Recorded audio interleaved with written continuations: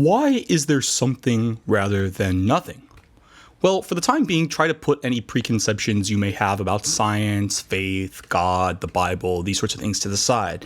This isn't to say these things are irrelevant, and we'll certainly come back to these later, but for now, let's begin with a thought by philosopher and mathematician Gottfried Leibniz. Yeah, the calculus Leibniz. He famously said, "The first question which should rightly be asked is, why is there something rather than nothing?" Leibniz thought this was the most important question to ask because it helps get at what is primary. What is the thing that exists independently of anything else? So why must there be something that exists independently of everything else? Well, there's a Latin phrase, ex nihilo nihil fit, which basically means from nothing comes nothing. If all that existed was nothing, then that's all there would be. There could never be anything to begin with. Now, some people may try to argue that some things can create themselves from nothing, but this is actually logically impossible since a thing must exist in order to bring itself into existence. Self-creation presupposes a thing's pre-existence, which is a contradiction. Now, Leibniz, reflecting on this question, coined the principle of sufficient reason, or the PSR, which says that nothing happens without a reason, or equivalently, everything happens for a reason. Combining this with ex nihilo nihil fit, we arrive at the conclusion that everything that exists has a reason for its existence. At this point, you may be thinking that this doesn't help much. I mean, after all, won't this just create an infinite regress of explanations? Leibniz realized this as well. He imagined a series of geometry books copied from infinity. Now, clearly he really liked math. And he explained that having an infinite number of books doesn't actually explain why any of them begin to exist in the first place, since appealing to a previous book just pushes the problem back. He writes, "Let us suppose that a book on the elements of geometry has always existed, one copy always made from another. It is obvious that although we can explain a present copy of the book from the previous book from which it was copied, this will never lead us to a complete explanation no matter how many books back we go, since we can always wonder why there have always been such books, why these books were written, and why they were written the way they were." Leibniz concluded that there must be something which is absolutely or metaphysically necessary, something that doesn't depend on anything else for its existence. None of the geometry books in the aforementioned passage are necessary because each depends on the previous one. Furthermore, Leibniz realized that a necessary thing cannot be contingent. A contingent being is a thing that exists but may not have existed. A necessary being is a thing that must exist. There is no possibility or contingency related to its non-existence. This idea of contingency versus necessity is closely related to the idea of possibility. Leibniz took a look at the world, as perhaps you have, and noticed that there are many other possible ways the world could have been.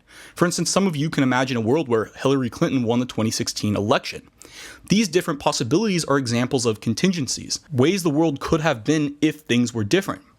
To Leibniz, if there's a possibility for something to have been different, then it has contingencies. In other words, if something could have been different, an explanation is needed for why it is actually the way it is, and why it is not one of the other ways it could have been. However, there's no contingency around a necessary being. Necessary beings exist by the necessity of their nature. In other words, there's no possibility or option for them to be different or not to exist at all. Now, Leibniz's principle of sufficient reason can be stated as follows. Everything has an explanation for its existence, either in 1, an external cause, or 2, by the necessity of its own nature. The question is, if we accept this principle, what is the thing or things that are necessary? Is it the universe, which contains all the particles and laws of nature, or is there something outside of the universe, something more fundamental? To Leibniz, the answer to this question was a being called God, who explained why there's any world at all and why the world is as it is. To understand Leibniz's reasoning, it may be helpful to remember that the world, or what we would call the universe, is defined as the collection of all space and the matter and energy included within space. All matter consists of fundamental particles, so to claim that the universe is necessary is to claim that every single fundamental particle must exist. Leibniz found this unconvincing because to him, we can imagine other worlds, ones with different or perhaps fewer or more fundamental particles than the world we exist in. To admit that some particles may not have existed is to admit that the universe, which is the sum total of all such particles, is not a necessary thing. To Leibniz, we have no reason to think that each and every fundamental particle has the property of needing to exist, in part because we can so easily imagine different collections of particles. As a result, these contingencies present in our universe prove that our universe is not a necessary thing, and thus our universe needs a reason both for why it exists and for why it is the way it is. This reason would need to be transcendent, in Leibniz's own words, quote, out of the totality of finite things and infinite and eternal. Now some, such as Bertrand Russell, thought it committed the fallacy of composition to say that because certain aspects of the universe are contingent, the universe itself is contingent. Russell admits that some aspects of our universe are contingent. But then, in an incredible move, he tries to argue that simply because the universe is composed of contingent things, it has no contingency. For example, in a debate with fellow philosopher Frederick Copleston, Russell responded to Leibniz's argument by saying, quote, every man who exists has a mother, and it seems to me your argument is that therefore the human race must have a mother. But obviously the human race hasn't a mother. That's a different logical sphere. But this misunderstands the argument from necessity. The universe is, by definition, the collection of all matter, space, and energy. If at least one of the fundamental particles that makes up the universe is contingent, then the universe has contingent parts tautologically.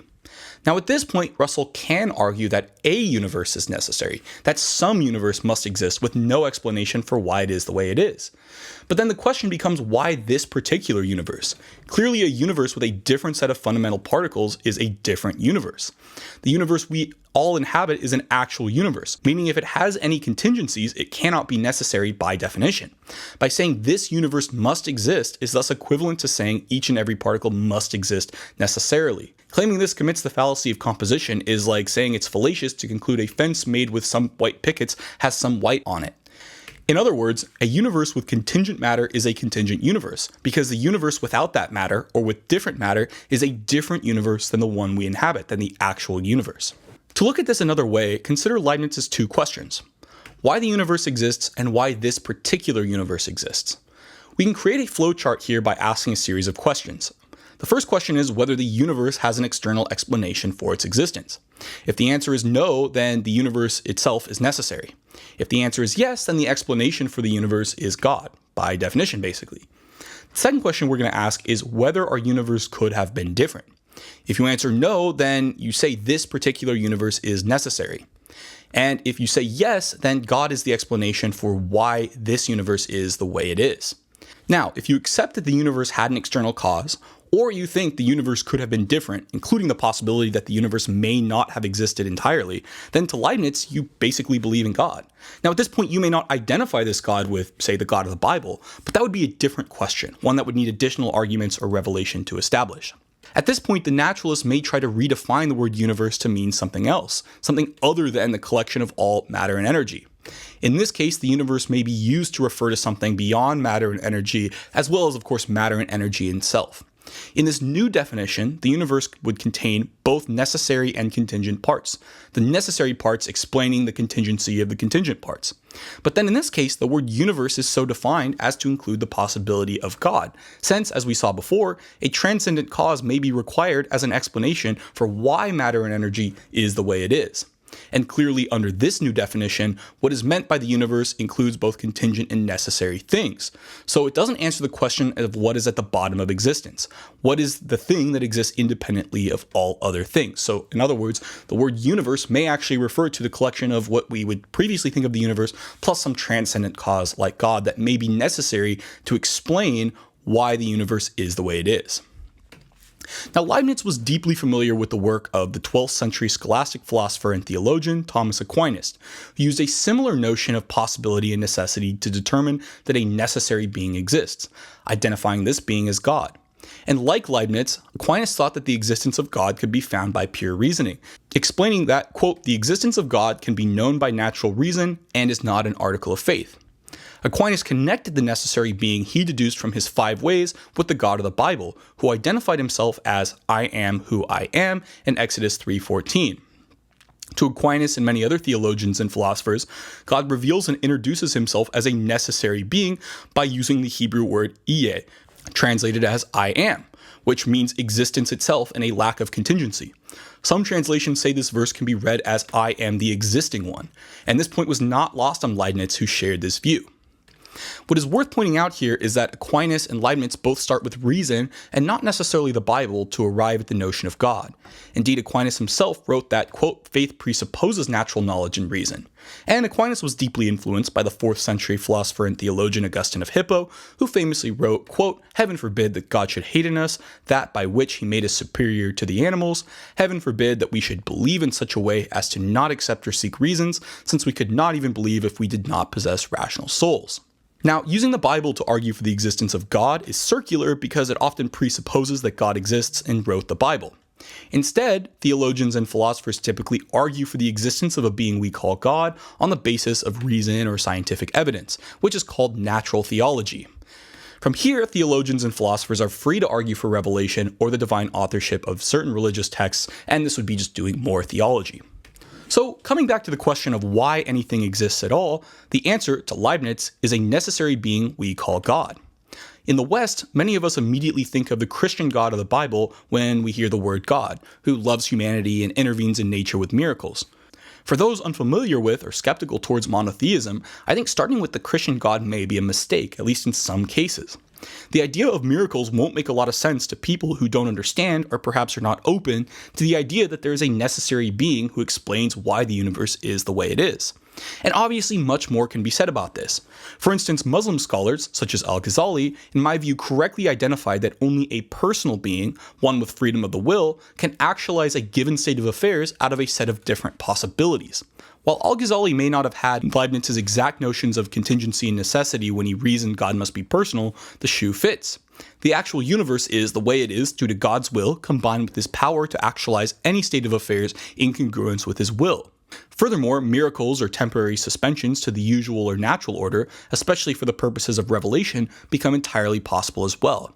This is a distinction between what we call general providence, God's upholding the behavior of the universe in accordance with predictable mathematical rules, and special providence or miracles. Christians, Muslims, Jews, Sikhs, and some Hindus all agree that a necessary uncaused being we call God exists. The differences revolve around if and how God has chosen to reveal himself in history. As a result, as Thomas Aquinas famously pointed out, the kinds of arguments such as the one here by Leibniz can only go so far as to argue for monotheism or possibly deism.